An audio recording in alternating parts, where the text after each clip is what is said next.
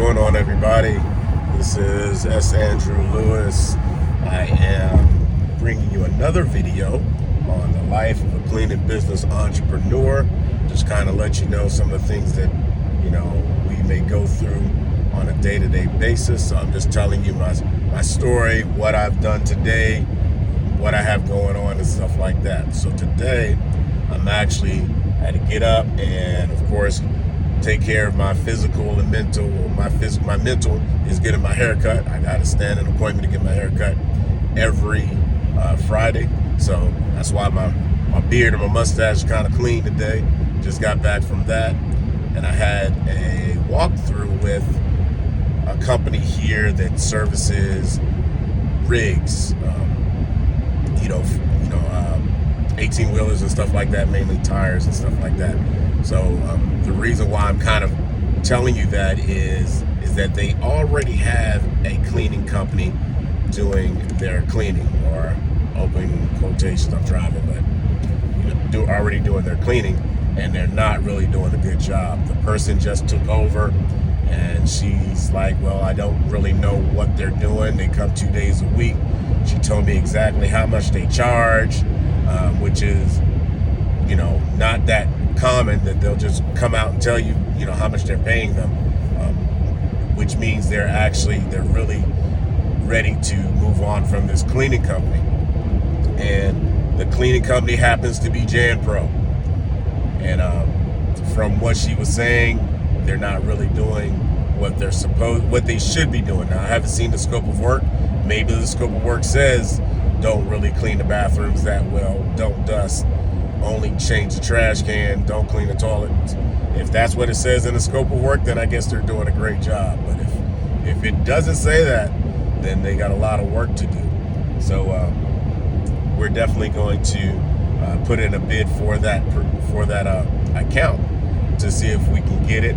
It's not going to be the number that they came up with, and I explained to her that a lot of times when you're dealing with the franchises like that, they already come in and they underbid, and then when the person tries to put somebody in there to clean it, they're not making that much, so you're not going to really gain any type of loyalty or pride in work, because you're not really getting paid that well to put in that much effort to keep the account for somebody else when it's not even their account. So it's a cycle that's going to continue, if they don't change things. And I'm fine if they don't, because I like getting their accounts. So that's what we're doing. We told them that she's going to get us the information when she finds it in reference to what the exact scope of work is, when they come in, all the information, when they come in, how long they are in there, how many people come in, all that stuff she's going to get to me, which will help me give a more accurate estimate or quote for cleaning service. But I told her I'm probably not going to be as cheap as them, but she says, and a lot of people will say, as long as the quality is better, they don't mind paying more. You just have to provide. You have to be able to perform and provide a good quality service, and you get what you pay for. And people expect that. And yeah, of course they want the cheapest route if possible, but if the cheapest route is not good, who really wants it? So definitely, perform, give them quality service so that it justifies what you're charging. It justifies what you're charging. So make sure you're paying attention to that, and you're providing a great service to all of your accounts. So now I'm on my way back to the office to come up and start breaking down the service proposal for them, and just wait for the information that she's going to supply me, and hopefully we'll get this account, and I'll be able to put another subcontractor in there and still be out of the field. So I wouldn't be able to do that if I wasn't with the automations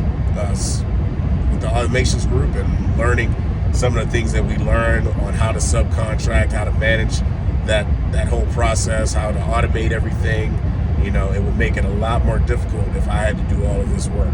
So if you're not in the automations course, definitely, the CBN Automations course, definitely get in there. There'll be a link in the description below so that you can try to get into that automations course and see what's offered in it.